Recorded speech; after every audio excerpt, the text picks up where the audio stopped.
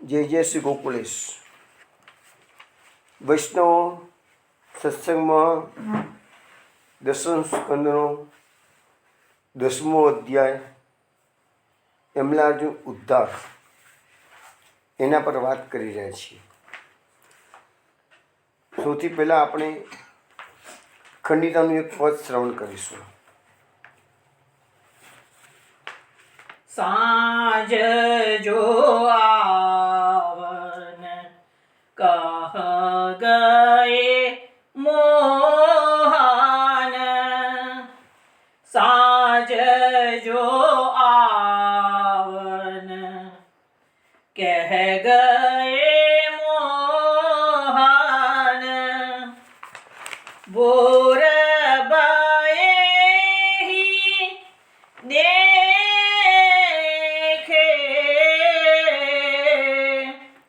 गिनत नक्षत्र नयन कुलाने,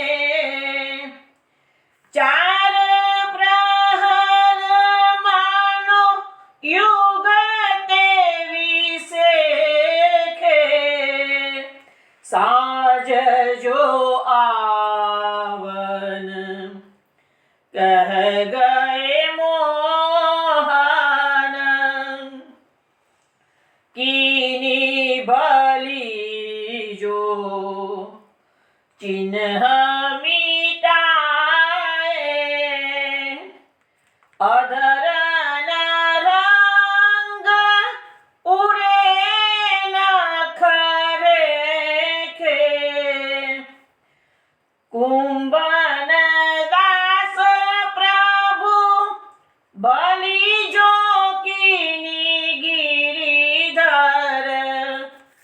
तुम्हारे ही कहाँ लेखे,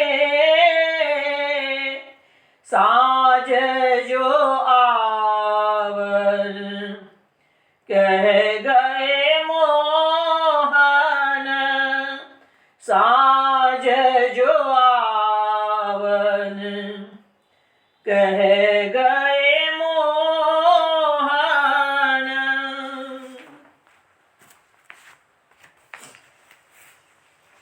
વૈષ્ણવ આ પદ તમે લલિત રાગમાં શ્રવણ કર્યું છે. કુંભનદાસજીનું પદ છે. ગોપી કૃષ્ણ સવારે પધારે છે એટલે ગોપી કહે છે એને, સાંજે જો આવન કન કહ ગયે મોહન. તો તમે સાંજે આવવાનું કહેતા હતા પણ ભોર ભાઈ અહીં દેખે તમે તો એકદમ સવારે વહેલી સવારે જ આવ્યા છો સાંજે આવવાના જગ્યાએ. હવે આવું તમને ખબર છે કુંભદાસનું એક પદ આપણે લીધું, સાંજે કે સાચે બોલે તિહારે. જો તમને વૈષ્ણવ યાદ હોય તો આવું જ પદ હતું, કુંભદાસનું પદ હતું અને એ પણ આવી રીતે ખંડિતાનું જ હતું. પણ સાંજે કે સાચે બોલે તિહારે એમાં બી સાજ શબ્દ છે, અહીંયા બી સાજ શબ્દ છે. તો અહીંયા કહે છે કે તમે સવાર પડી તાન તમે આવ્યા છો કે તમે તો સાંજે આવવાનું કહી ગયા હતા મોહન કહે છે. ગીનત નક્ષત્ર નયન અકુલાને, ચાર પ્રહર માનો યુગતે બિસખે. ગોપી કૃષ્ણને કહે છે કે આખી રાત મેં તો તારા નક્ષત્રોની ગણતરીઓ કરી નયન કુલાણે, આમ આંખોમાં નીંદ આવતી નથી એટલે આંખો પણ તમારા દર્શન માટે આકુળ વ્યાકુળ થઈ ગઈ હતી કે છે. ચાર પ્રહર માનો યુગતે વિશેખે, આ રાત્રિના 4 પ્રહર તો મેં જે ગાના છે જાણે કે 4 યુગ નીકળી ગયા હોય એવું મને લાગ્યું કે છે. એટલો બધો વિરહ ગોપીનામમાં શું જેમ કે ક્ષણમ યુગ સતમિવમ, એ છે ગોપીનામ પરમાનંદમ આસિદ ગોવિંદ દર્શન, એક ભાગવતનો એક શ્લોક આવે છે. તો ક્ષણમ યુગમ સતમ ઇવમ, એક ક્ષણ પણ 100 યુગ જેવી લાગે છે એવું પેલા શ્લોકમાં કહેલું છે.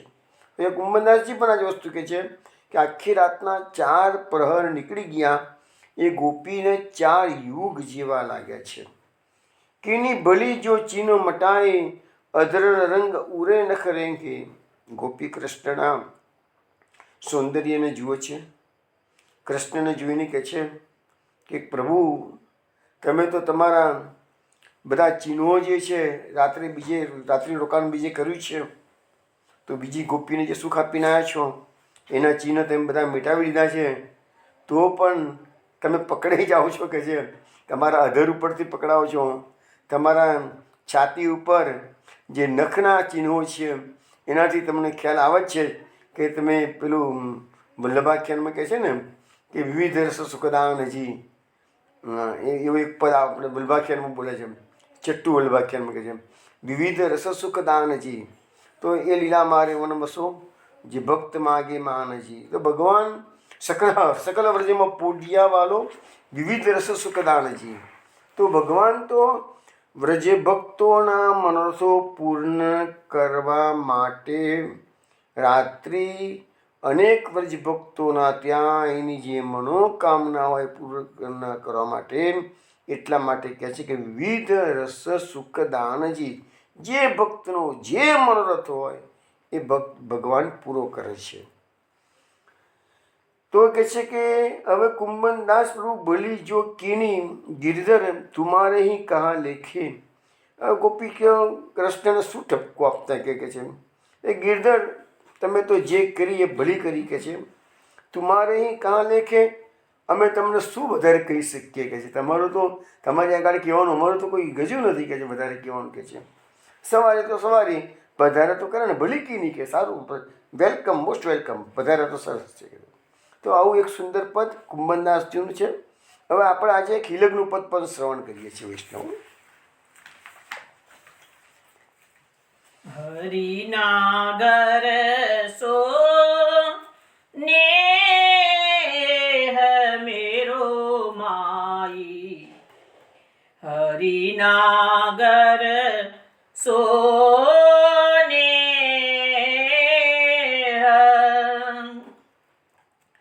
હરિનાગર સો ને મેરો માઈ, હરિનાગર સો ને જબ તે દ્રષ્ટિ પરે મન મોહન, તબ તે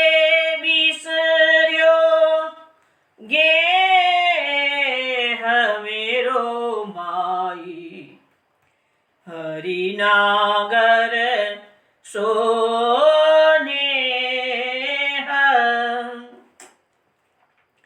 કો નિંદો કો બાંધો સખીરી મોમન ગયો સંદેહ, સરિતા સિંધુ મિલી પરમાનંદ, भयो एक रस ते मेरो माई, हरिनागर सोने हरिनागर सो ने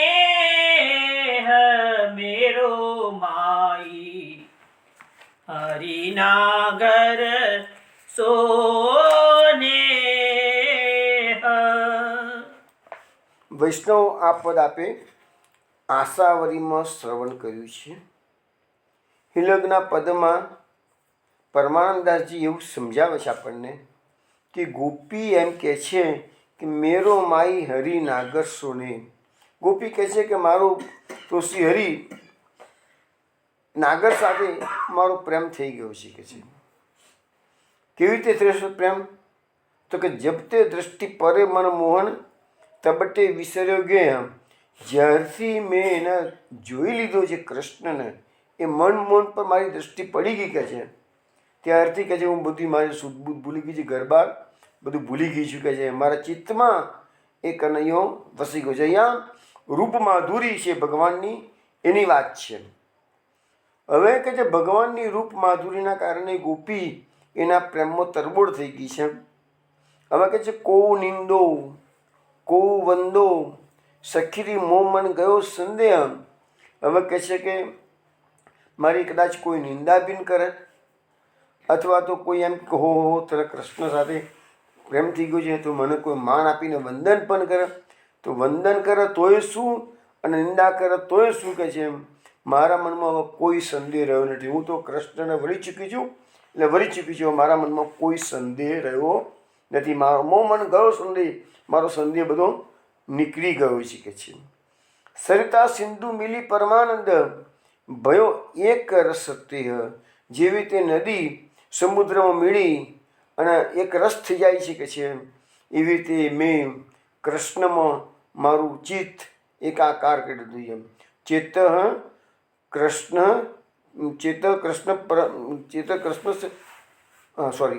મોક્ષ કૃષ્ણ ચેત ધ્રુવમ, એવું મહાપ્રભુજીનો એ શ્લોકમાં વાક્ય આવે છે, મોક્ષ કૃષ્ણ ચેત ધ્રુવમ.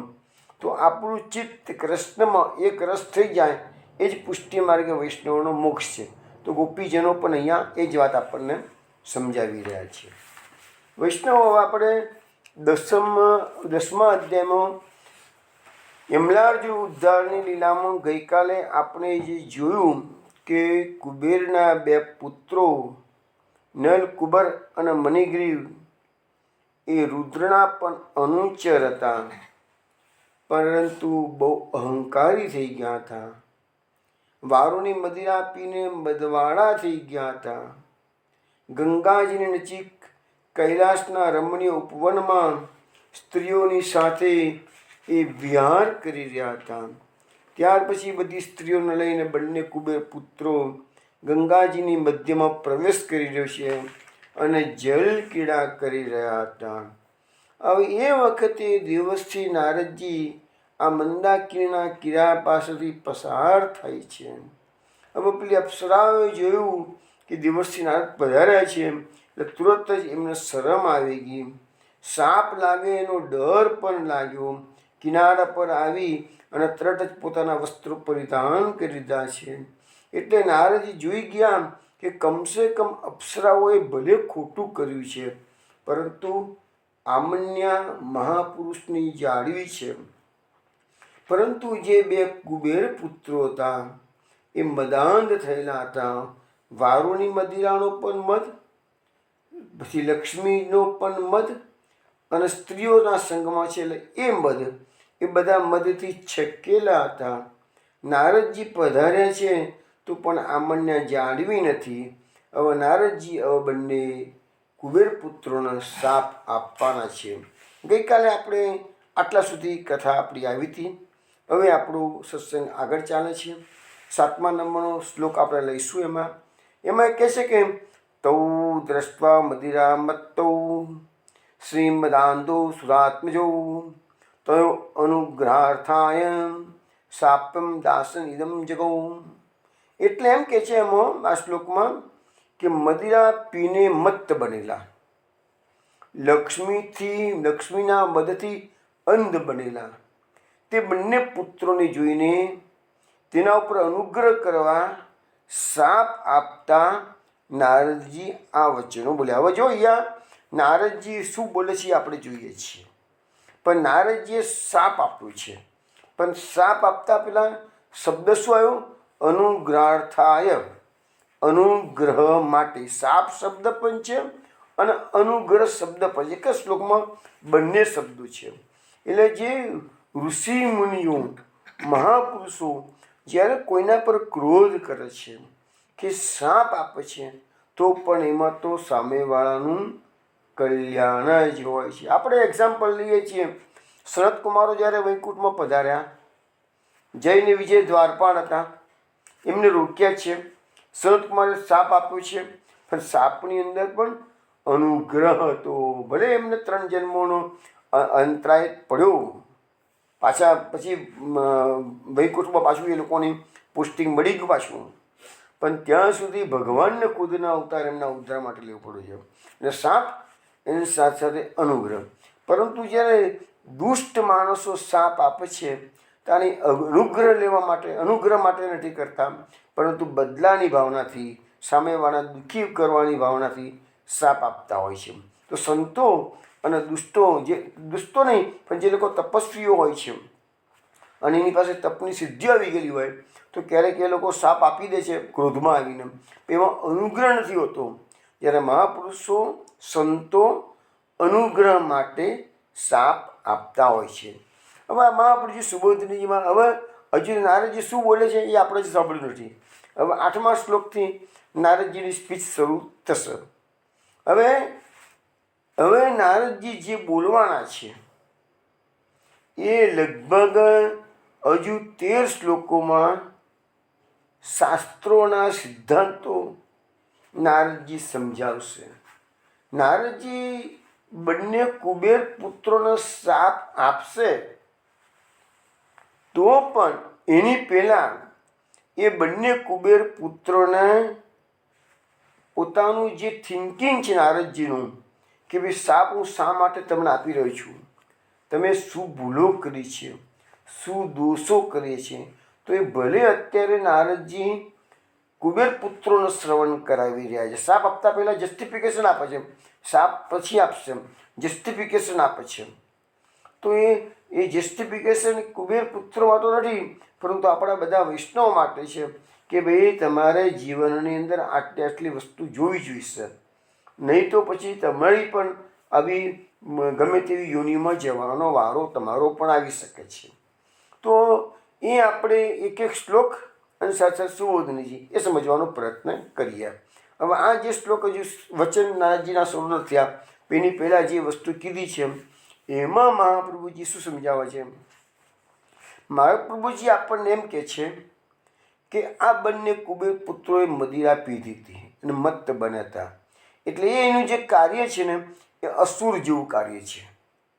અને લક્ષ્મીના મદદથી જે બંને કુબેર પુત્રો અંધ બની ગયા છે એ જે કાર્ય છે એ મનુષ્ય છે. હવે આ લોકો છે કુબેર પુત્રો લોકો દેવીઓની થઈ, એ છે દેવોના છોકરાઓ, પરંતુ વર્તન કોના જેવું કરે છે, અસુર જેવું અને મનુષ્ય જેવું. તો મનુષ્યની કઈ લાયકાત મહાપુરુષજી જણાવે છે કે લક્ષ્મીના મદમાં અંધ બને તો મનુષ્ય અંધ બને.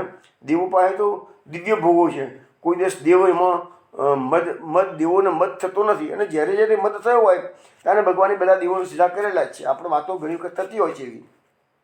અને અસુરો તો આમ એ પીવાવાળા હોય બધા, આજે જે તમે જોવા મળે છે આપણને બધી જગ્યાએ, તો એ બધા અસુર જેવા જ કહેવાય. ભાગવતના ગીતા પ્રમાણે મહાપ્રભુજી પ્રમાણે તો કે છે.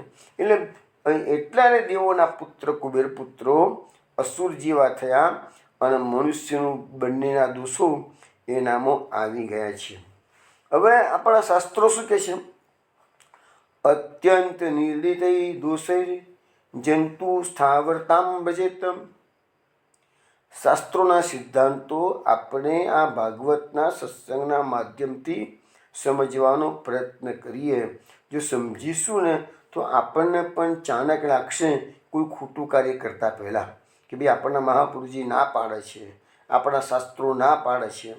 તો એના માટે આપણે આ બધી વસ્તુઓ થોડું સમજવાનો પ્રયત્ન કરીએ છીએ. મહાપ્રભુ શું કહે છે કે આ શ્લોક શાસ્ત્રોનો છે, એમાં શું કહે છે, અતિ નિંદિત કર્મથી જીવ સ્થાવરતાને પામે છે. એટલે કોઈ મનુષ્ય જીવનમાં આવ્યા પછી નિંદિત કર્મ એટલે કેવું કે લોકો પણ નિંદા કરે અને શાસ્ત્ર પણ નિંદા કરે, એ નિંદિત કર્મ છે. તો એમાંથી પછી જીવ સ્થાવરતાને પામે છે, એટલે વૃક્ષની યોનિમાં આવે છે. ગઈકાલે પણ આપણે સમજાયું કે વૃક્ષોમાં જીવન છે અને વૃક્ષોની યોનિ જેવી રીતે પશુ પક્ષીની યોનિ છે એવી રીતે વૃક્ષોની પણ યોનિ છે. એ વસ્તુ આપણે ગઈકાલે સમજ્યા. તો લખ્યું છે કે સ્થાવરત્વ એટલે કે જળ સૃષ્ટિને જે યોગ્ય છે એમ વિચારીને આ બધું કર્મથી જ પ્રાપ્ત થાય છે. એટલે તમે એવા દુષ્કર્મ કરો, નિંદિત કર્મ કરો તો તમારા પછી એવી સ્થાવરતાને પ્રાપ્ત કરવી પડે છે. તો નારદજીએ નિશ્ચય કર્યો અને હવે નારદજીએ નિશ્ચય કર્યો કે આ લોકોને નિંદિત કર્મ કરે છે એટલે સ્થાવર યોની આપવી છે કે છે. પણ નારદજીએ વિચાર કર્યો કે ના, ગમે તેમ તો કુબેર એ ભગવાનનો ભક્ત છે અને એના પુત્રો છે કે છે. એ હિસાબે પણ નારદજીએ એમના પર અનુગ્રહ કરવા માટે એને શાપ આપ્યો. શાપ આપ્યો છે પણ અનુગ્રહ કરો. શું અનુગ્રહ કરવાનો એ આપણે જોઈશું હમણાં. હવે તમે એક વસ્તુ વિચાર કરો વૈષ્ણવ, આ કુબેરની વાત આપણે નીકળીને તો ચોથા સ્કંદમાં ધ્રુવજીનું આખ્યાન આવે છે. એ ધ્રુવજીના આખ્યાનની અંદર એવું છે કે ધ્રુવજીએ તો 5 વર્ષની ઉંમરમાં પ્રભુને પ્રસન્ન કર્યા હતા. ઉત્તાનપાદ રાજાએ પછી રાજપાટ ધ્રુવજીને આપી દીધું છે. એનો ભાઈ ઉત્તમ હિમાલયમાં શિકાર કરવા ગયો તો 100 સાથે ઝઘડો થયો અને 100એ ઉત્તમને મારી નાખ્યો. ચોથા સ્કંદમાં બધી કથા આવશે. ધ્રુવજીને ખબર પડી કે મારા ભાઈને તો 100 એટલે કોણ? આ બધા કુબેરના જે અનુચરો છે ને એ બધા 100 કહેવાય. તમને ખબર હશે હિમાલયમાં કુબેરની નગરી અલકાપુરી હિમાલયના ઉત્તરમાં આવેલી છે. અને આ કુબેર જે છે ને એ દેવોનો ખજાનચી કહેવાય. અને એના બધા 100 છે ને એના અનુચરો કહેવાય. તો એ 100 ભેગા થઈને ઉત્તમ મારી નાખ્યું. ધ્રુવજી બદલો લેવા માટે હિમાલયમાં ગયા છે અને ધ્રુવજીએ એક ભાઈને મારી નાખ્યો. એની સામે લાખો 100નો સંહાર કર્યો છે. ધ્રુવજી ભગવાનના ભક્ત છે પણ એક ભાઈનો બદલો લેવા માટે એકની સામે લાખો લખ્યું છે. કેટલાય 100ને મારી નાખ્યા. છેવટે એના દાદા મનુજી પધારે છે. બેટા, આ તું યોગ્ય કાર્ય નથી કરતો. તારો એક ભાઈ મરી ગયો એની સામે તે આટલા બધાને મારી નાખ્યા કે છે, તો યુદ્ધ બંધ કર. દાદાએ કીધું એટલે વધુ સંહાર કરવાનું ધ્રુવજીએ બંધ કર્યું. ત્યાં કુબેરજી પધાર્યા છે. જો કુબેર પધારે છે. ધ્રુવજીએ યુદ્ધ કરીને લાખો 100 મારી નાખ્યા તો કુબેરજી નથી આવ્યા. મનુ મહારાજે મનુ દાદાએ એમને અટકાવ્યા છે. પણ કુબેરજી આવીને કીધું એમ કે ધ્રુવ, તમે કહે છે કે તમારા દાદાના કહેવાથી આ યુદ્ધ બંધ રાખ્યું અને સંહાર અટકાવ્યો છે એટલે હું તમને ધન્યવાદ આપું છું. જો લાખો 100 મારી નાખે છે એની ફરિયાદ નથી કરી, પણ યુદ્ધ બંધ કર્યું એમાં એને બિરદાવ્યા છે. હવે કુબેરજી કહે છે ધ્રુવજીને કહે છે કે તે તમે નથી અમારા 100એ નથી તમારા ઉત્તમ મારી નાખ્યો કે નથી તમે 100ને મારી નાખ્યા, પરંતુ કાળ એનું કાર્ય કરે છે અને નિમિત્ત બનાવે છે. ધ્રુવજીને 100ને જે કંઈ બી થયું છે એ કાળ એની પાસે કર્મ કરાવે છે. જો આ કુબેરની ફિલોસોફી. હવે કુબેર ધ્રુવજીને કહે છે કે તમે મારી પાસે વરદાન માગી લો કે છે, હું તમારાથી બહુ પસંદ. જો લાખો 100ને મારી નાખ્યા એ કુબેરના અનુચરો છે તો એ કુબેરજી ધ્રુવજીને વરદાન માગવાનું કહે છે. તો હવે એના માટે સરસ શ્લોક છે ચોથા સ્કંદમાં કે હરૌ ચ વવ્રે ચલિતો સ્મૃતિમયા તરત્ય યત્નેન દુરત્યમ તમઃ. એટલે કે એવો આ શ્લોકમાં એવું કહે છે ધ્રુવજી કુબેરજી પાસે માગે છે કે મને શ્રીહરિની અખંડ સ્મૃતિ બની રહે કે જેનાથી મનુષ્ય સહેજમાં જ આ દુસ્તર સંસાર સાગરને પાર કરી લે. એટલે જો માગ્યું શું વરદાન માગ્યું છે, બીજી કોઈ ભૌતિક સુખ સંપત્તિ માગી નથી, પરંતુ શ્રીહરિની સ્મૃતિ અખંડ બની રહે જેથી હું આ દુસ્તર ભવસાગરને તરી જવું. આવું કુબેરજી પાસે ધ્રુવજીએ માગ્યું છે. કુબેરે તરત જ વરદાન આપી દીધું. તથાસ્તુ કહી અને કુબેર પોતાના ધામમાં પોતાની જગ્યા પર જતા રહ્યા છે અથવા અંતર્ધાન થઈ ગયા છે. હવે વિચાર કરો તમે, જે કુબેર ધ્રુવજીને શ્રીહરિની અખંડ સ્મૃતિ રહેવાનું વરદાન આપી શકે છે, તો એવા કુબેરના 2 છોકરા આવા મદાંધ કેમ થયા? એ આપણને ક્વેશ્ચન આવે કે ના આવે? તો શું કુબેર ધ્રુવજીને વરદાન આપી શકે છે તો પોતાના પુત્રોને વારી શકતા નથી કે વરદાન આપી શકતા નથી? પણ નથી આપવી હકીકત છે ને. એટલે તો આ પરિસ્થિતિ નિર્માણ થઈ છે.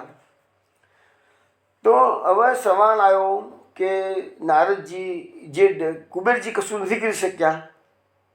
બાપ આના અર્થ એવો કે બાપ છે ને બીજાઓને સલાહ આપી શકે, પોતાના છોકરાને ના સલાહ આપી શકે, એના જેવું એ થયું. તો નારદજીએ એને દંડ આપ્યો છે. હવે એકચ્યુઅલી લખ્યું છે કે ભાઈ કર્મોનું ફળ તો કર્મના અધિકારી જે દેવતાઓ હોય એ આપે છે કે છે. એને નિંદિત કર્મ તો કર્યું છે બંને છોકરાઓએ, બંને પુત્રોએ, તો એનું ફળ કોણ આપવાનું છે? એ કર્મના અધિકારી દેવતાઓ આપવાનું છે. તો નારદજીએ કેમ આપ્યું? અહીંયા સવાલ અહીંયા આવ્યો મોટો. હવે અહીંયા આપણને મહાપુરુષજી સમજાવે છે કે એક તો જીવના કર્મ અનુસાર ફળ આપનાર અધિકારી તે કર્માધિકારી કહેવાય, અને એના કર્મ અનુસાર ફળ આપે એ કર્મનો અધિકારી એને ફળ આપે કુબેરના પુત્રોને. એ પહેલાં તો ભગવદ ઈચ્છાથી નારદજી ત્યાં પધાર્યા અને એમના કર્મ અનુસાર ભગવત કૃપા રૂપે શાપ આપી દીધો. અને કર્માધિકારી જો ફળ આપ્યું હોત એને તો એને દંડ જ આપ્યો હોત, કારણ કે નિંદિત કર્મ કર્યું દંડ જ આપ્યો. પણ નારદજી આપ્યું છે ને એટલે દંડ નથી આપ્યો, પરંતુ દંડની જોડે દંડ એકલો નથી આપ્યો, પણ શાપ એવો આપ્યો કે દંડ બી થયો અને એ હિતકારી છે, શ્રેષ્ઠ કરી શકે છે. તો હવે લખે છે કે ભાઈ મહાપુરુષજી સુબોધનીજીમાં વિશ્લેષણ કરતા કે એમને નિંદિત કર્મ કર્યું, એ નિંદિત કર્મની સામે પ્રાશ્ચિત રૂપે કોઈ સત્કર્મ કર્યું હોત તો કદાચ એમના પાપનો ક્ષય થઈ જતો અને મુક્તિ પ્રાપ્ત થઈ જતી, અથવા તો સત્સંગ કરી અને ભક્તિ ઉત્પન્ન થાત.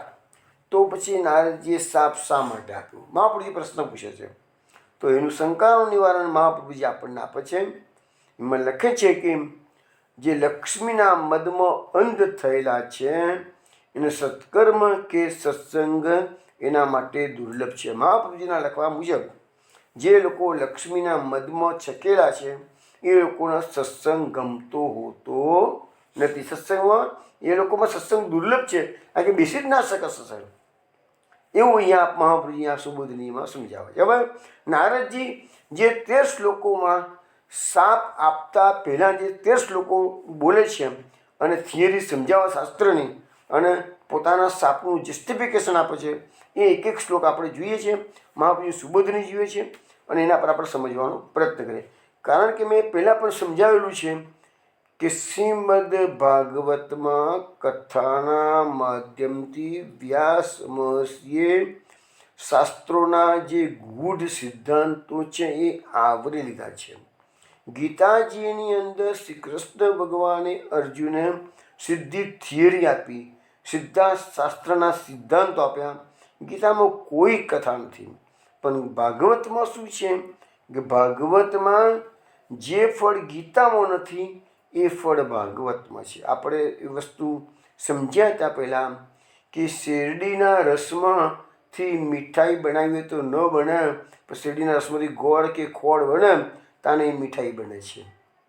દૂધમાંથી દૂધમાંથી ઘી નથી નીકળતું, અને સોરી દૂધમાંથી દીવો નથી જલતો, પણ ઘીથી દીવો જલે છે. તો દૂધમાંથી પહેલાં ઘી કાઢવું પડે તાને દીવો જલે છે. તો દૂધમાંથી જ ઘી નીકળ્યું છે ને, પણ દૂધ એ નથી કરી શકતું. એવી રીતે ગીતાનું ભાષ્ય એ ભાગવત, વેદોનું ભાષ્ય એ ગીતા, એટલે વેદોનો સાર ગીતામાં આવી ગયો. અને ગીતાનું જે ભાષ્ય છે એ ભાગવતમાં વેદ મહર્ષિ જાણતા હતા, વ્યાસ મહર્ષિ જાણતા હતા કે ગીતાની અંદર નકરી ફિલોસોફી છે. કળિયુગના લોકોને સમજતા વાર લાગશે, એટલે એમને ભાગવતની કથાઓનું આટલું આપણને એક સંહિતા આપણને આપી દીધી, સાત્વત સંહિતા. તો એમાં કથાના માધ્યમથી શાસ્ત્રોના ગૂઢ સિદ્ધાંતો સમજાવી દીધા છે. જેવી રીતે કડવી દવા બાળકને પીવડાવવામાં આવે તો ન લઈ શકે તો તો કેપ્સ્યુલથી આપવામાં આવે, અથવા તો સિરપ બનાવીને પીવડાવવામાં આવે છે તો બાળક આસાનીથી દવા લઈ લે છે. તો એને સિરપ પીવડાવે તો ગળપણ આપવાની જરૂર નથી, એને કડવી વસ્તુ આપવાની છે, પણ કડવી વસ્તુ ન લઈ શકે માટે ગળપણ આપ્યું છે. એવી રીતે અહીંયા આપણને જે કથાઓનું માધ્યમ છે એનું મુખ્ય કારણ શાસ્ત્રોના સિદ્ધાંતો સમજાવવા. એટલે આપણે પણ એ બધી વસ્તુઓ કથાના માધ્યમથી સમજવાનો પ્રયત્ન કરીશું. હવે નારદજી જે 13 શ્લોકો બોલે છે શાપ આપતા પહેલાંના, એની આપણે જોઈએ થિયરી છે આખી.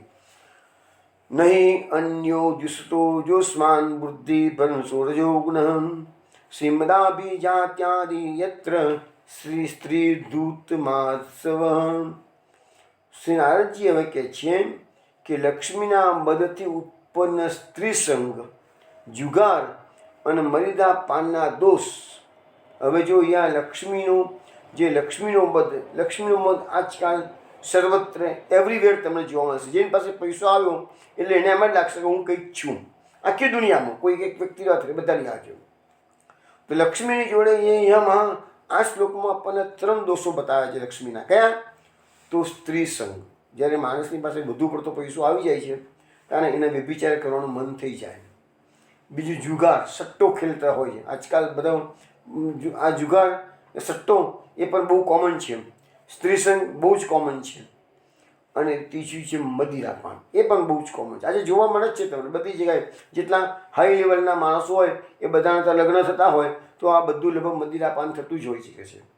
આજે જન્માષ્ટમીનો દિવસ હોય તો મોટાભાગના સારા સારા ફેમિલીના છોકરાઓ બધા મોટા હોય, પૈસા બહુ પાત્ર હોય તો એ લોકો જુગાર રમતા જ હોય છે. તો આ બધી વસ્તુઓ તમે અહીંયા ભાગવતમાં લખેલી છે કે લક્ષ્મીનો મદ હોય એમાં આ 3 દૂષણો આવી જવાના છે. હવે આ 3 દૂષણો કેવા છે? તો કહે છે કે બુદ્ધિનો નાશ કરી દે છે. આપણે માને કે આપણે બહુ બુદ્ધિશાળી છીએ, પણ વ્યાસ મહર્ષિ ભાગવતમાં તો સ્પષ્ટ લખે છે કે આપણે કેવા કળિયુગના વાણીઓ કેવા છે? મંદ બુદ્ધિવાળા કીધા છે, મંદ ભાગ્યવાળા કીધા છે. મંદ બુદ્ધિ અને મંદ ભાગ્ય. કેમ કે મંદ બુદ્ધિ કેમ છે? આપણી બુદ્ધિ પૈસા કમાવામાં રચી પચી રહે છે. મંદ ભાગ્ય એટલા માટે કીધું છે કે આપણને આપણું કલ્યાણ સામું છે તે દેખાતું નથી. 80 વર્ષની ઉંમરે પણ માણસ પોતાનો ધંધો ઓછો કરતો નથી અને કલ્યાણની કામના કરતો નથી. પહેલાંના જમાનામાં રાજા મહારાજાઓ 50 વર્ષની ઉંમરે રાજપાટ છોડી અને ઉપવનમાં તપોવનમાં ઋષિમુનિના આશ્રમમાં જઈને રહેતા હતા. એક સામાન્ય જીવન જીવતા હતા. આજે તો 50-60 વર્ષે સરકારમાંથી નિવૃત્તા પછી લોકો ધંધો શોધતા હોય છે. તો આ પોઝિશન છે કળિયુગની. માટે વ્યાસ મહર્ષિએ મંદ બુદ્ધિ અને મંદ ભાગ્ય એવા શબ્દોનો પ્રયોગ કર્યો. એટલે આ લક્ષ્મીના મતથી 3 દોષ આવ્યા, એનાથી બુદ્ધિનો નાશ થાય. હવે લખે છે કે ઉત્તમ કુળમાં જન્મ લીધો હોય તો પણ બીજા કોઈ બુદ્ધિનો નાશ થતો નથી. એટલે ઉત્તમ, હવે આમ તો સામાન્ય રીતે આપણે જોવા જઈએ તો ઉત્તમ ગુણમાં જન્મ લીધો હોય એ તો બહુ સારી વસ્તુ છે. છતાં અહીંયા એને દોષ સમજાવવામાં આવે છે. કેમ? તો એ દોષ ક્યારે છે કે ઉત્તમ કુળમાં જન્મ લેવાનો તમારામાં મદ આવે, અભિમાન આવે, હું કુળવાન છું, હું હાઈ ફેમિલીમાં જન્મ્યો છું, તો એ મદ આવ્યો ને એ દોષ છે. બાકી ઉત્તમ કુળમાં તો પુણ્યશાળી આત્માઓ જન્મતા હોય એટલે એ દોષ નથી. પણ એ દોષ બતાવવામાં આવે છે ભાગવતમાં. પણ એ કેવો દોષ છે? એના મદનો દોષ છે. પણ લખ્યું છે ઉત્તમ કુળમાં તમે જન્મ લીધો હોય અને એ મદનો દોષ હોય તો એનાથી બુદ્ધિનો નાશ નથી થતો. પણ આ લક્ષ્મીનો જે મદ છે એનાથી સ્ત્રી સંગ, જુગાર અને મદિરાપાન થયું તો તમારી બુદ્ધિનો નાશ કરી શકે છે.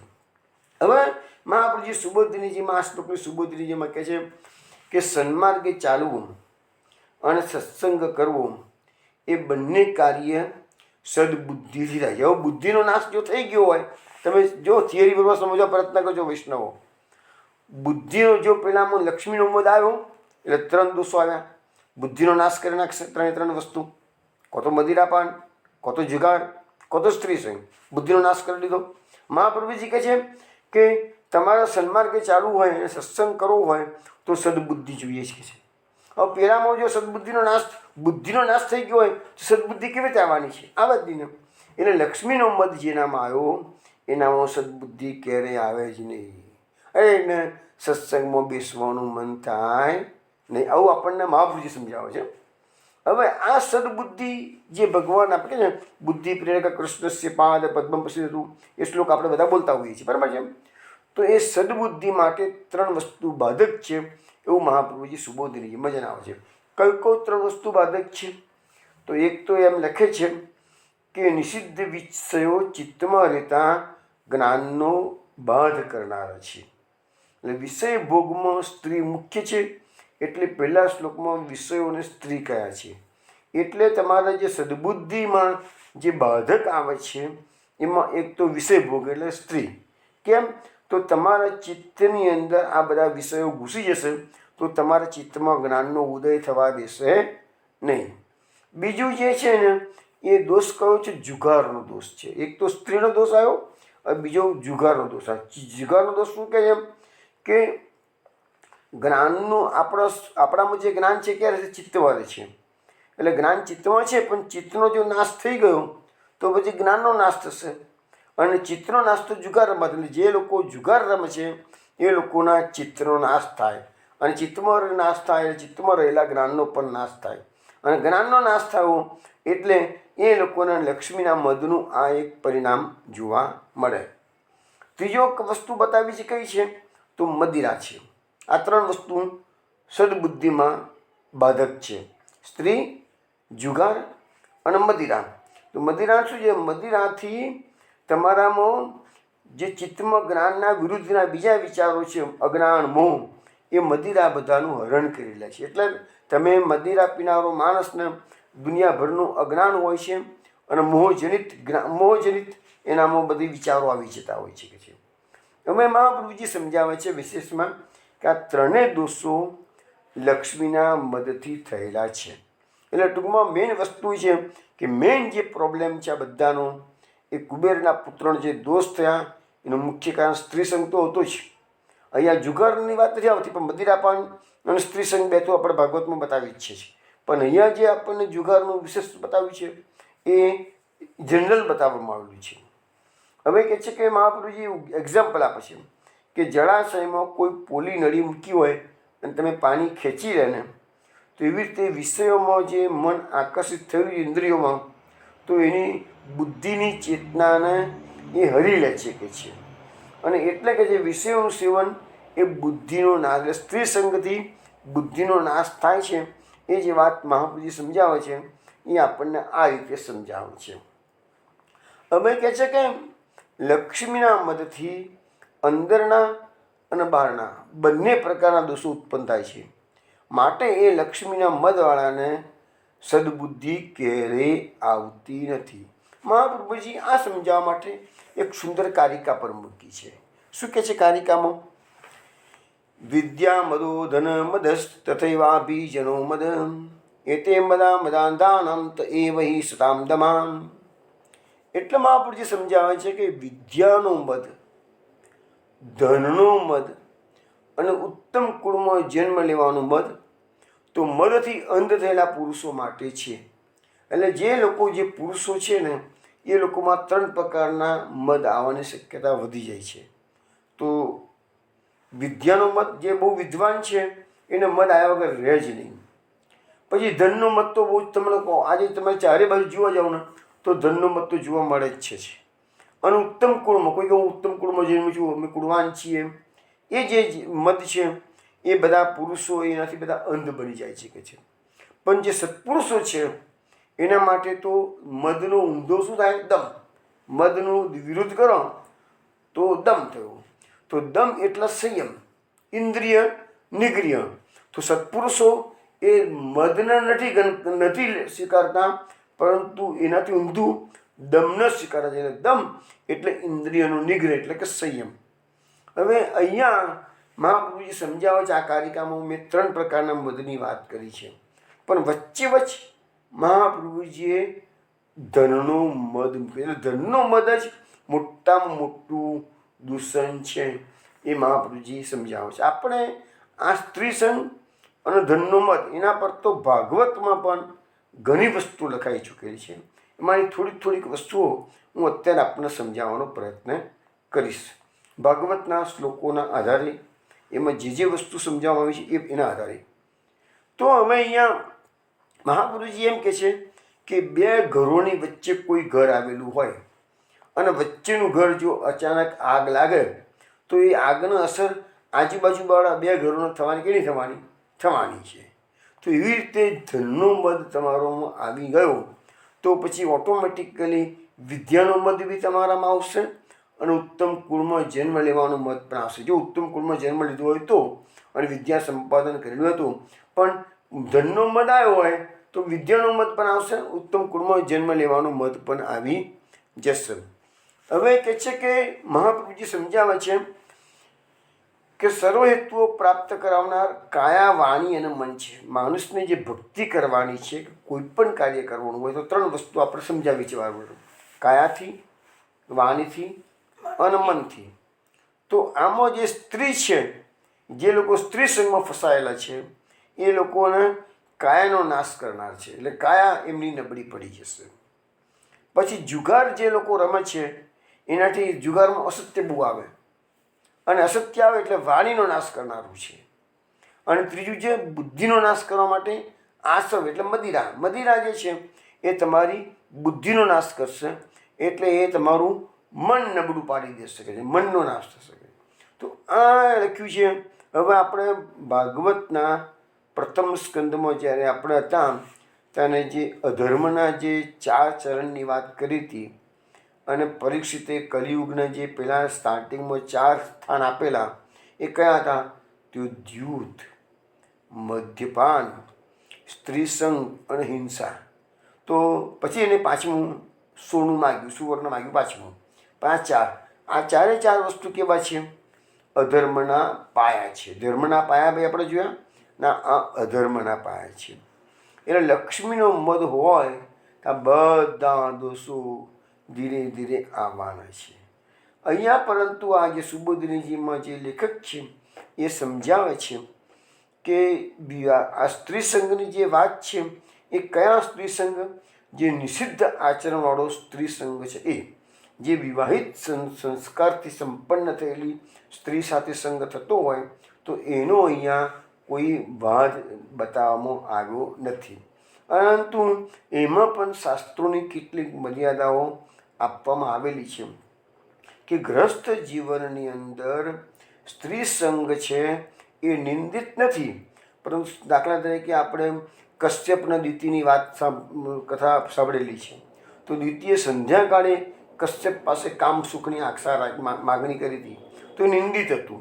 તો એવી રીતે જે શાસ્ત્રોએ જે મર્યાદાઓ આપણને ગ્રસ્તો માટે આપી છે એ મર્યાદાઓને ઓળંગ્યા વગરનો સ્ત્રી સંગ છે એ બાધક થતો નથી, દોષો ઉત્પન્ન કરતો નથી, એવું આપણને સમજાવવામાં આવ્યું છે. ઉત્સવનો દિવસ હોય, તે 11રસનો દિવસ હોય, એ બધા દિવસો હોય તો અમુક પ્રકારની આપણને મર્યાદાઓ શાસ્ત્રોએ બાંધેલી છે. એ તો એ આખો ટોપિક જુદો છે, અત્યારે આપણે લેતા નથી. પરંતુ આ વસ્તુ સમજાવી દીધી તમને કે સ્ત્રી સંઘ શબ્દ જ્યારે અત્યારે ભાગવતમાં આવશે તો એ સ્ત્રી સંઘ એટલે નિષિદ્ધ સ્ત્રી સંઘ, જે ગ્રસ્ત હોવાનો સ્ત્રી સંઘની વાત અહીંયા આવતી નથી. એ વસ્તુ સમજી લેજો. હવે આ જે સ્ત્રી સંઘ છે એ માણસનું ઘણું જ પતનનોત્ર છે. એના માટે શ્રીમદ ભાગવતમાં અનેક જગ્યાએ અનેક પ્રકારના ઉપદેશો આપવામાં આવેલા છે. એમાંથી થોડાક ઉપદેશો આપણે સમજવાનો પ્રયત્ન કરીએ. સૌથી પહેલાં તો સ્કંદ 11 અને અધ્યાય નંબર 14. ભગવાન શ્રી કૃષ્ણ ઉદ્ધવજીને જે ઉપદેશ આપે છે એ આપણે જોઈએ. ભગવાને શું ઉપદેશ આપ્યો છે? સ્ત્રીણામ સ્ત્રી સંગીનામ સંગમ તત્વા દુરત આત્મવાન ક્ષમે વિવિક્ત આસીનસ ચિંતિન મામ અતંત્રિત ન તદાસ્ય ભવેત ક્લેશે બંધશ્ચાન્ય પ્રસંગત યોષિત સંગાદ યથા પુંસુ યથા તત્સંગી સંગત. આ 2 શ્લોકો હું તમને 11મા સ્કંદના 14મા અધ્યાયના બોલ્યો છું. એમાં શ્રી કૃષ્ણ ભગવાન ઉદ્ધવજીને સમજાવતા કહે છે કે હે ઉદ્ધવ, સ્ત્રીઓના સંગથી તથા સ્ત્રી લંપટોના સંગથી જે રીતે દુઃખોની પરંપરા વધે છે તેવી બીજા કોઈના સંગથી વધતી નથી. એટલે શાસ્ત્રોમાં આ જે નિષિદ્ધ સ્ત્રી સંગને પૂરેપૂરો બાધક બતાવવામાં આવેલો છે. તેથી સાધકે પોતાની ઇન્દ્રિયોને વશમાં કરીને સ્ત્રીઓનો અને સ્ત્રી લંપટોનો દૂરથી ત્યાગ કરી દેવો જોઈએ. એકાંત અને પવિત્ર સ્થાનમાં બેસીને સાવધાનીપૂર્વક મારું એટલે શ્રી કૃષ્ણ ભગવાન કહે છે કે મારું ચિંતન કરવું જોઈએ. તો આ બંને શ્લોકોનો અર્થ મેં તમને સમજાવ્યો છે. હવે અહીંયા આપણને સ્પષ્ટ કહેવામાં આવેલું છે કે સ્ત્રી સંગ બાધક છે, બરાબર છે. હવે તમે વિચાર કરો વૈષ્ણવો, 6થા સ્કંદમાં અજામિલનું આખ્યાન આવશે છે. અજામિલમાં શું થયું? અજામિલ સદાચારી બ્રાહ્મણ હતો, સારો વિદ્વાન હતો, પરંતુ જંગલમાં એના પિતાશ્રીને સમિધિ લેવા માટે મોકલ્યો હતો. અને સમિધિ લેવા ગયા ત્યાં એને શુદ્ર જાતિની સ્ત્રી પુરુષને વ્યભિચાર કરતા જોયા. તો એ ખાલી દ્રષ્ટિ માત્ર, ફક્ત દ્રષ્ટિ, તો દ્રષ્ટિથી એનામાં એ દોષ પ્રવેશ પામ્યો અને અલ્ટિમેટલી એનું પતન થઈ ગયું. એ સદાચારી બ્રાહ્મણ હતો, એ વેશ્યારક્ત થઈ ગયો અને એ વેશ્યાને ખુશ કરવા માટે એને હિંસા કરી, ચોરી કરી, મદિરાપાન કર્યું, બધા જ પ્રકારના પાપો એ જામીલે કર્યા. તો એક માત્ર કયો દોષ છે? દ્રષ્ટિનો દોષ. દ્રષ્ટિના દોષમાંથી ધીરે ધીરે ધીરે ધીરે કરતાં એનું પતન થયું અને બધા પ્રકારના દુસંગો એનામાં આવી ગયા. તો એ કથા આપણને ચેતવે છે અને આપણને 11મા સ્કંદનો 14મો અધ્યાયમાં પણ આ વસ્તુ સમજાવવામાં આવેલી છે. ભાગવતમાં તો બધા ગ્રસ્તના ધર્મો, વાનપ્રસ્થના ધર્મો, સંન્યાસીના ધર્મો બહુ સમજાવવામાં આવેલા છે. ભાગવતમાં અનેક જગ્યાએ છે. 7મા અધ્યાયમાં છે, 7મા સ્કંદમાં છે, 11મા સ્કંદમાં છે. પરંતુ એક જગ્યાએ વાંચેલું મેં ભાગવતમાં છે કે સંન્યાસીને તો એટલી બધી કડક મર્યાદાઓ બાંધવામાં આવેલી છે કે સંન્યાસી માટે લખ્યું છે કે સંન્યાસીએ ક્યારે પણ કાષ્ઠની એટલે કે લાકડાની પૂતળીનો પણ સ્પર્શ કરવો નહીં. બોલો, વિચાર કરો, શાસ્ત્રો કેવી મર્યાદા બાંધે છે કે સંન્યાસીએ ક્યારે પણ લાકડાની પૂતળીનો સ્પર્શ પણ કરવો નહીં. આ શાસ્ત્રોની મર્યાદા છે, ભાગવતમાં લખેલું છે. એવી રીતે ગ્રસ્તની મર્યાદાઓ, બધાની મર્યાદાઓ છે. સમય આવશે તને બધું જોઈશું.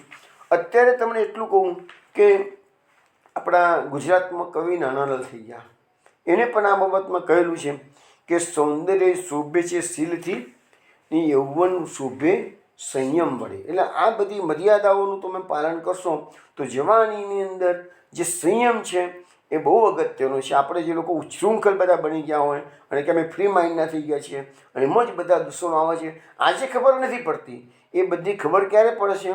મૃત્યુ પછી, જ્યારે નારકી યોનિમાં જવાનો વારો આવે અને જ્યારે કરોડો લાખો વર્ષો સુધી તમને સબડવાનો વારો આવે, તાના પરેશાન ઠેકાને આવે કે સાલું આપણે નિષિદ્ધ કર્મો કર્યા છે કે છે.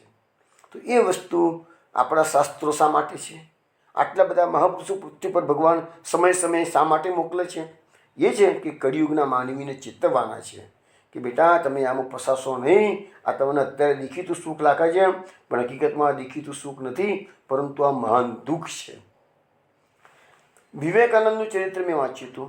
વિવેકાનંદના ચરિત્રમાં એવું લખ્યું હતું એને કે જ્યારે 18-19 વર્ષની ઉંમરની કોલેજો ભણતા હતા ત્યારની વાત છે.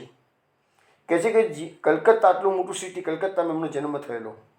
કલકત્તામાં જે રોડ પર થિયેટર હોય એ રોડ પરથી હું પસાર ના થવું કહે છે. બોલો, દ્રષ્ટિ દોષ ન લાગે.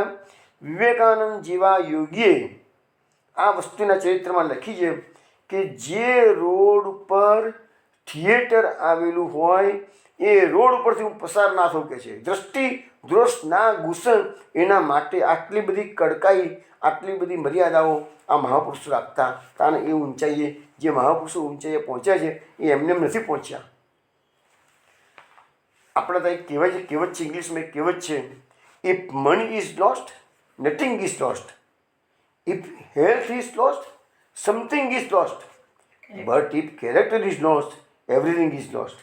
પણ આ વસ્તુ આપણને વાંચીએ છીએ, સમજીએ છીએ બધું, પણ અમલમાં મૂકવાનું જરા અઘરું પડતું હોય છે બધાનું. ભાગવતમાં આ સ્ત્રી સંઘ માટે ઘણી વસ્તુઓ કહી છે. એક આપણે અત્યારે તમને એક નાનકડું આખ્યાન આપું છું સૌભરી ઋષિનું.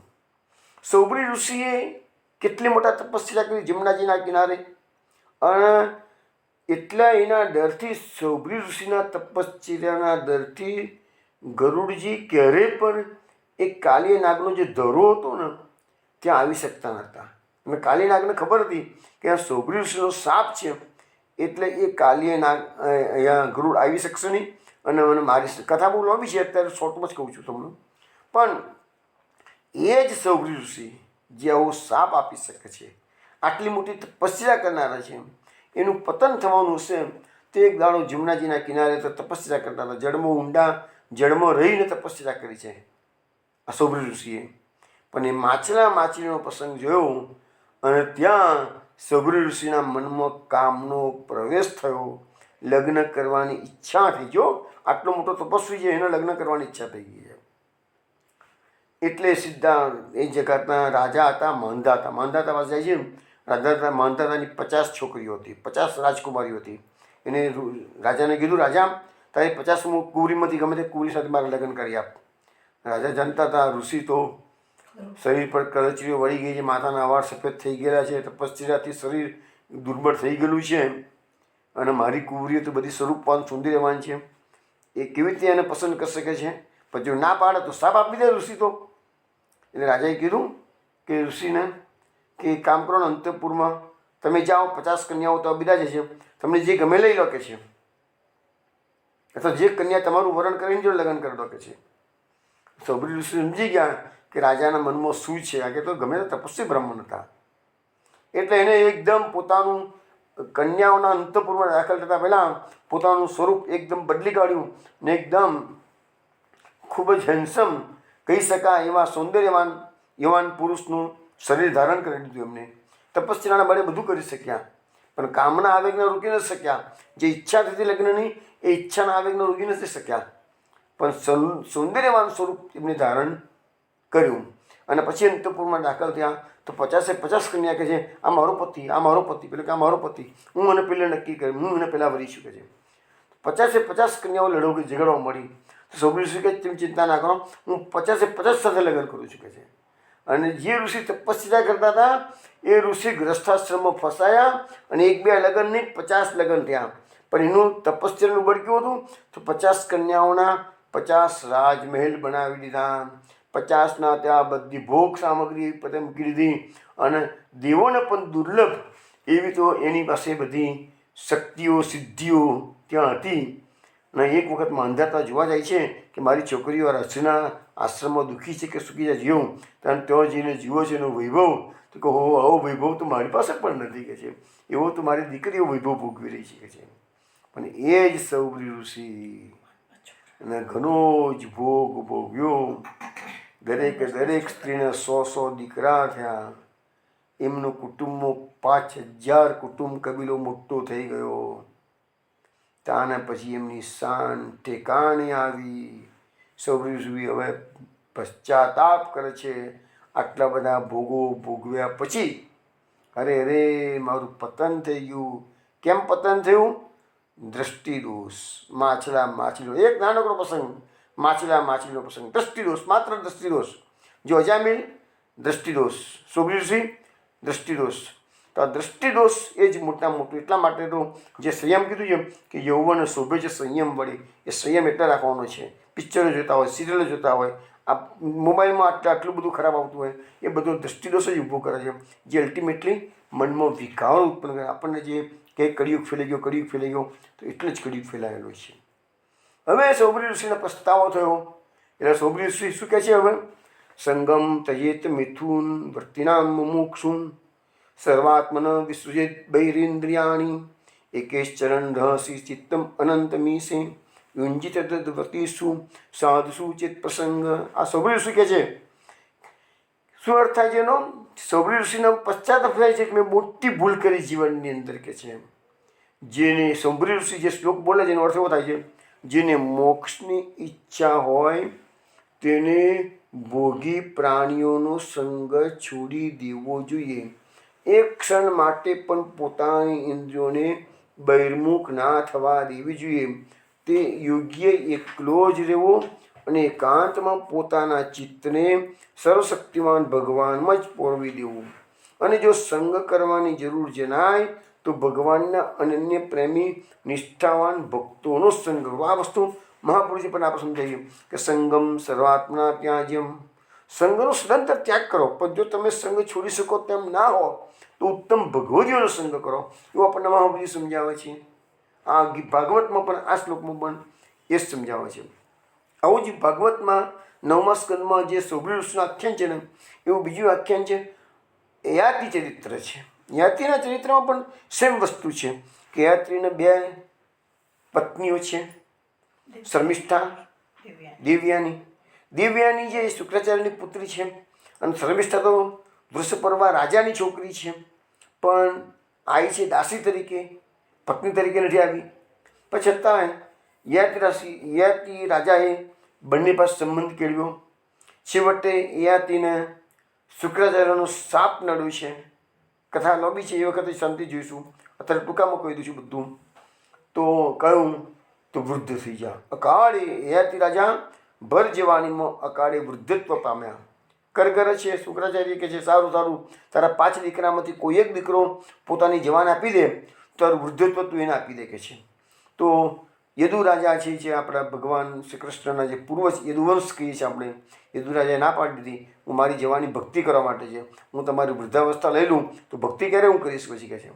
યદુ રાજાએ ના પાડી દીધી. પણ એનો સૌથી નાનો છોકરો પૂરુ હતો, જેનાથી આ કૌરવ વંશ જે થયો છે એ પૂરુ કહેવાય છે, પૂરુ. અને એમાં જ ભરતવંશ થયો, એમાંથી જ ભરતનો જન્મ થયો છે. તો પૂરુ સૌથી નાનો છોકરો હતો, એને પિતાશ્રીની જવાની પોતાની જવાની પિતાશ્રીને આપી અને પિતાશ્રીનું વૃદ્ધત્વ પોતે લીધું છે કે છે. અને એ પછી યયાતિ રાજા જે વૃદ્ધત્વ પામેલા હતા શુક્રાચાર્યના શાપના કારણે, એ યયાતિ રાજા હવે જવાન થઈ ગયા. લખ્યું છે પુત્રની જવાની લઈને યયાતિ રાજાએ પોતાની પત્ની સાથે 1000 વર્ષ સુધી ભોગો ભોગવ્યા છે. કેટલા? 1000 વર્ષ. 1000 વર્ષ પછી પાછી એને સદબુદ્ધિ ભગવાને મૂકી. અરે રે મેં આ શું કર્યું? મારું જીવન 1000 વર્ષ નીકળી ગયા અને ભોગોમાંથી મને શાંતિ મળતી નથી કે છે. ભોગો ભોગવવાની ઈચ્છા છે.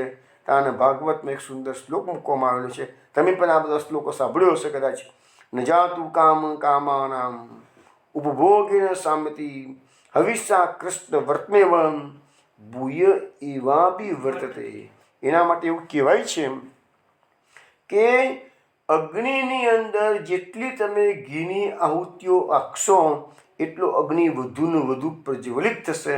અગ્નિ ક્યારેય તમારી ઘીની આહુતિઓથી સંતોષ પામતો નથી. એમ નહીં કે અગ્નિ કે ના ના બહુ થઈ ગઈ, બસ ઘી હવે ના નાખશો, મને સંતોષ થઈ ગયો, મારું પેટ ભરાઈ ગયું છે. અગ્નિ ઘીની આહુતિ જેટલી નાખશો એટલો વધારે પ્રજ્વલિત થશે. એવી રીતે માણસની ભોગની જે તૃષ્ણા છે એ ભોગો જેટલા ભોગવશો એટલી વધુને વધુ એ ભોગો ભોગવવાની ઈચ્છા થશે. ભોગો ક્યારેય પણ શાંત થતા નથી. આ બાબતમાં એક કથાનક છે. એક રાજા હતો. એ રાજાની પાસે એક બકરી હતી. રાજાએ એના રાજ્યમાં ડિક્લેર કર્યું કે જે કોઈ પણ મારી બકરીને પેટ ભરીને ખવડાવશે ઘાસ, એને હું અડધું રાજ આપી દઈશ કે છે. ઓ બધા કહે છે આ તો ઇઝી વસ્તુ છે કે છે, બકરીને ઘાસ ખવડાવવાનું પેટ ભરીને એ તો ઇઝીમાં ઇઝી રસ્તો છે કે છે, એમાં શું મોટી વસ્તુ છે કે છે. એટલે ગામના મોટા મોટા માણસો હતા જે કોઈ બધાને એ આવ્યા કે રાજા તારી બકરી મને આપી દે, હું તો પેટ ભરીને ઘાસ ખવડાવું. કે લઈ જા. પેલો જંગલમાં લઈ જાય, લીલું લીલું ઘાસ થયું હોય તો બકરીને ચરવા છૂટી મૂકી દે. આખો દિવસ બકરી ચર્યા કરે. સાંજ પડે રાજમહેલમાં લઈને આવે, રાજા મેં બકરીને પેટ ભરીને ઘાસ ખવડાવી છે, ચલો મને અડધું રાજ આપી દો તમારું. રાજા કહે ઉભો રહે મને ચેક કરવા દે. રાજા પેલી બકરીને અગાડે અંદરથી રાજમહેલમાં સારામાં સારું ઘાસ હોય એ બકરીની અગાડે મૂકી દે. બકરી તરત ખાવામાં જાય અંદર. એટલે આખો દાડો ખવડાવ બકરીને કર્યું છે તો બકરી આજે રાજમહેલમાં આવ્યા પછી પણ ખાવા જાય છે. રાજા કહે છે બકરી તો ભૂખી છે, પેટ ભરીને ક્યાં ખાધું છે કે છે, ત્યાં તને રાજપાટ ના મળે. આવું તો રોજે બનવા મળ્યું. કેટલાય લોકો આવવા મળ્યા, પણ આખા રાજ્યમાં એક પણ માણસ એવો નથી નીકળ્યો કે જે બેકરીને પેટ ભરીને ખવડાવી શકે. પરંતુ આ વાત ઉડતી ગામની બહાર ઝૂંપડીમાં એક મહાત્મા રહેતા હતા. મહાત્મા પાસે આવી ગઈ કે મહાત્મા સમજી ગયા કે રાજાએ જાની જોઈને પ્રજાજનોને શિક્ષણ આપવા માટે આ કૌતુક. તો કોઈ રાજા પોતાનું અડધું રાજ પાછું આપી દે ખરા કોઈને? પણ એને બતાવવું હતું. રાજા બહુ ધાર્મિક વૃત્તિનો હતો, એને પ્રજાનું શિક્ષણ આપવું હતું. એ પોતાના કાર્યથી શિક્ષણ આપવા માગતો હતો. આ જે શ્લોક કીધો ને કે જેટલું તમે વધારે ભોગવશો એટલી તૃષ્ણા વધતી જવાની છે, પણ શાંત થવાની નથી. મહાત્મા આવ્યા બીજે દિવસે રાજાને કીધું, રાજા તારી બકરી મને આપી દે, હું એને પેટ ભરીને ખવડાવી નાખું. જો તારું રાજ સજે તૈયાર રાખજે, તારું અડધું રાજપાત હું લઈ લઈશ કે છે. રાજાને સમજ તો પડી કે મહાત્મા છે એટલે કંઈક ચમત્કાર કરશે કે છે. એટલે મહાત્મા બકરીને જંગલમાં લઈ ગયા. સુંદર ઘાસ હતું. પહેલાં તો એને કલાક સુધી સવારના ભરમાં એને ચરવા દીધી અને એક પેની આખી બકરીનું જેટલું પેટ ભરાય ને એટલું એને 1 કલાક સુધી ખાવા દીધું. અને કલાક થઈ ગયો, લાગો બકરીનું પેટ ભરાઈ ગયું છે. પછી એ થોડીક વારમાં પાછું એનું પેટ ખાલી થાય. કારણ કે આપણી ભગવાને આ હોજરી કેવી બનાવી છે, આપણે 80 વર્ષ જીવીએ કે 90 વર્ષ જીવીએ, આપણી હોજરી ક્યારેય ખાલી થતી જ નથી. અને તે નાક કરવું જ પડે છે. પાછું નાખો, પાછું ખાલી થાય, પાછું નાખો ને ખાલી થાય. આપણે એવું બકરીનું હતું. બકરીને પાછી ભૂખ લાગી અને જેવું પેલા ઘાસ ખાવા જાય છે તો પેલા મહાત્માએ બકરીના માથા પર દંડો ફટકાર્યો જોરથી અને ના ખાવા દીધું એને ઘાસ. થોડીક વાર થઈ, બકરી શાંત થઈ ગઈ, પાછું મોં નાખવા ગઈ ઘાસમાં. મહાત્માએ દંડો રાખ્યો તો તૈયાર, બકરીના માથા પર ફટકાર્યો. હવે બકરી જેટલી વાર ઘાસમાં મોં નાખે છે ને એટલી વાર મહાત્મા એને દંડા ફટકાર કરે છે. એટલે બકરીના મગજમાં ઠસી ગયું કે ઘાસ ખાઈશ તો મારા માથામાં ફટકો પડશે કે છે, એટલે ઘાસ ખાવું નથી. હવે એ સિવાય મહાત્મા એને દંડો નહોતા મારતા, એ ઘાસ ખાવા જાય તો જ દંડો મારે. આખા દિવસમાં સવારે એને પેટ ભરીને ખવાડી દીધું, પછી આખા દિવસમાં બકરી જેટલી વખત ઘાસ ખાવા ગઈ એટલી વખત મહાત્માએ એને મારી છે. એટલે બકરીના મગજમાં એક વસ્તુ સ્થિર થઈ ગઈ કે ઘાસ ખાઈશ એટલે માથા પર દંડો પડવાનો છે. એટલે મારના દરથી હવે બકરી ઘાસમાં મોં નાખવાનું બંધ કરી દીધું. હવે એ જોયું ઘાસની પાસે લઈ જાય તો પણ પેલા મહાત્મા ઘાસની પાસે લઈ જાય બકરીને તો બકરી મોં ફેરવી લીધી હતી, કારણ કે દંડો પડશે નહીં તો. હવે મહાત્મા શું કે વાંધો નહીં આવે, એ બકરીને લઈ ગયા રાજમહેલમાં. સાંજ પડી એટલે રાજા કે રાજા તારી બકરીને મેં પેટ ભરીને ખવડાવી દીધું છે કે છે. રાજા કહે છે ઉભો રહે કે છે ભાઈ. મંગાવ્યું અંદરથી ઘાસ, જે ઘોડાઓ માટે બેસ્ટ ઘાસ આવ્યું હતું એ મંગાવ્યું, સારામાં સારી ક્વોલિટીનું.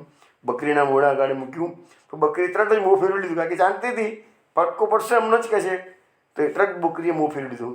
રાજા સમજી ગયા. મહાત્મા કે મહાત્મા ધન્યવાદ છે, પણ મહાત્માએ કીધું મારે તારું રાજપાટ જોઈતું નથી, કે તારે હું તો ઝૂંપડીમાં બેસીને તપસ્યા કરનારો છું, તારું રાજપાટ તારી પાસે લાગે છે.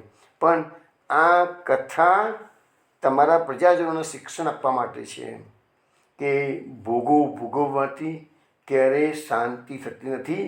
પરંતુ અહીંયા બકરીને જે મારનો ડર રહ્યો એવી રીતે આપણને પણ આ મારનો કયા મારનો ડર? યમરાજાના મારનો ડર. આપણે અનૈતિક ભોગો ભોગવીશું તો મૃત્યુ પછી એની સજા જરૂર થવાની છે. તો માથા પર ફટકો પડે તો આપણને ડર બેસી જવું જોઈએ. બકરીને ડર બેસી ગયો કે ખાઈશ તો માર પડશે, એવી રીતે આપણને ડર બેસવો જ જોઈશે કે અનૈતિક ભોગો ભોગવ્યા તો મૃત્યુ પછી યમરાજા આપણને દંડ કરવાના છે. જો આ કથાને ત્યાં સમજી ગયા હોય તો પછી આપણે શાસ્ત્રોની વાતોને માનવી જ પડશે. અને ના માનો તો બીજું કશું જ નહીં. એક શ્રી કૃષ્ણ શરણમાં આપણને મહાપ્રભુજીએ ઉત્તમ રસ્તો બતાવ્યો છે. તસ્માત સર્વાત્મના નિત્યમ શ્રી કૃષ્ણ શરણમ મમ વદદભીરિવ સતતમ સ્થૈવ મિત્ય મે મતિ. બસ બીજું કશું નહીં હોય તો એ મારનો ડરે જતો રહેશે અને નરકની યાતના જીતી રહેશે. આ એક શ્રી કૃષ્ણના મંત્રમાં એટલી બધી શક્તિઓ છે કે બધું જ કાર્ય તમારું થઈ જશે. ચલો વિષ્ણુ, આપણે સ્ત્રી સંઘની વાત તો સારી એવી કરી દીધી છે. આઈ થિંક દરેકના મગજમાં આ સિદ્ધાંત મહાપ્રભુજીનો શાસ્ત્રોનો ઉતરી ગયો હશે. હજી એકાદ બે નાનીકની વાત છે, પણ હવે સમય થઈ ગયો છે. કાલે આપણે આ સ્ત્રી સંઘની વાત પછી સીધા આપણે ધનનો જે મદ છે એના પર કાલે વાત કરીશું. બહુ સુંદર વાતો ભાગવતમાં સમજાવવામાં આવેલી છે. ધ્યાન રાખીને તમે સાંભળજો તો આનંદ આવશે. ચલો, જય શ્રી કૃષ્ણ. જય શ્રી ગોકુલેશ. જય શ્રી ગોકુલેશ. જય શ્રી ગોકુલેશ.